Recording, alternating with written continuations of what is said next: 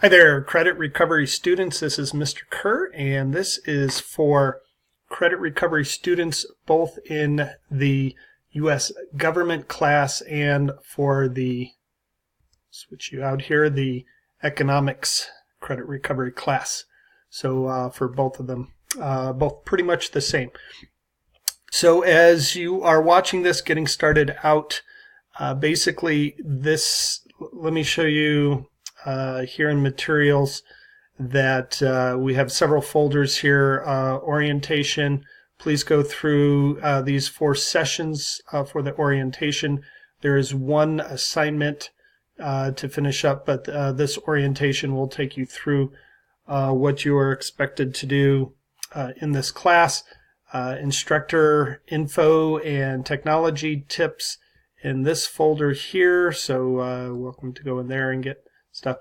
This next link here is your most important link.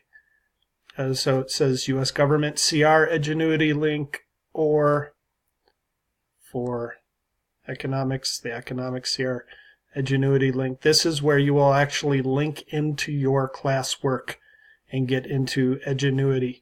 So that is where you'll be doing 99% of the work in this class is through that link. I do have one more link here, and that will be to your grade page, and I'll be updating that probably on a weekly basis, and if you're falling behind, I will be contacting to let you know through that, but that's how you get, and I will be that grade that you'll have there will be directly linked, or I'll be updating it from Edgenuity itself. You'll have one assignment outside of that you'll see in the orientation here. Other than that, this is really a self-paced class for credit recovery. You can go pretty much as slow or as fast as you want, although it does need to be completed within the semester, and we are going to try and get everyone completed and done by May 10th. So you really need to be going in.